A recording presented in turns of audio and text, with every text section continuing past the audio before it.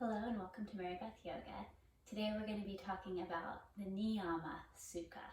Previously we talked about the Niyamas, which are our right practices with others. The Niyamas focus on observations and practices that respect ourselves. Sukha is the practice of cleanliness and purity. Today as we move through some poses, we're going to be focused mostly on animal-shaped poses, as animals are always purely present in the moment. So I invite you to begin by doing some cat-cows.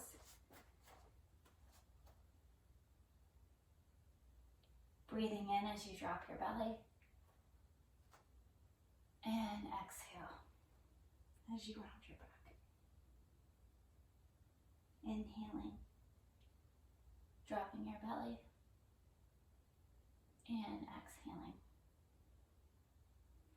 rounding your back. Push up into downward facing dog. So Sukha, purity and cleanliness.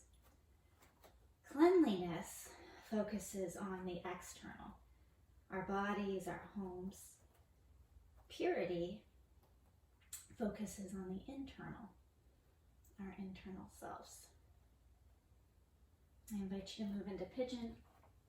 I'm going to begin with my right leg forward. Cleanliness can seem so simple, keeping our bodies clean, keeping our homes clean.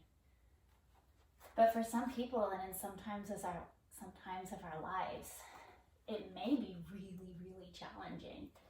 I'm thinking of new moms, anyone struggling with depression or a chronic illness. I know when I was a new mom, just taking a shower was a struggle. But when I didn't shower, I felt gross. I felt ill-prepared for my day. I just didn't feel ready. When you're responsible for a lot of people, for anybody, your self-care can really fall by the wayside.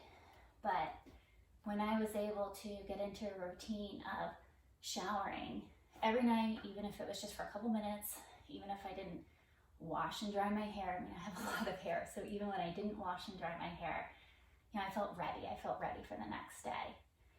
And then when I had a couple more kids, and now I had 3 kids, my biggest struggle, one of the struggles, was just the housework. It seemed never ending.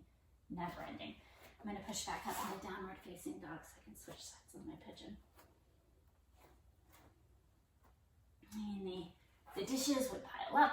There would be crumbs on the counter and on the floor, and it just felt endless, like the cycle was never going to be done. And it was overwhelming.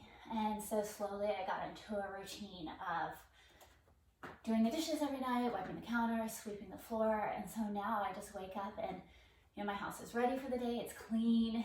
It is such a weight lifted off my shoulders to be able to physically myself be ready for the day and have my home be ready for my kids to wake up and get started on our morning.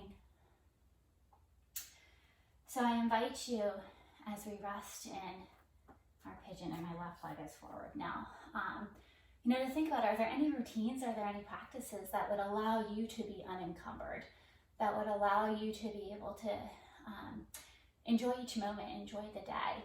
And looking at purity, as we purify ourselves, thinking of the yamas, are we being honest?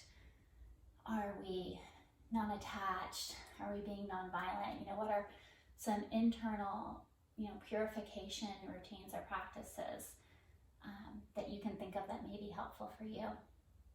And also with purity in the moment, can we be in each moment and accept each moment as it is and not as we wish it would be?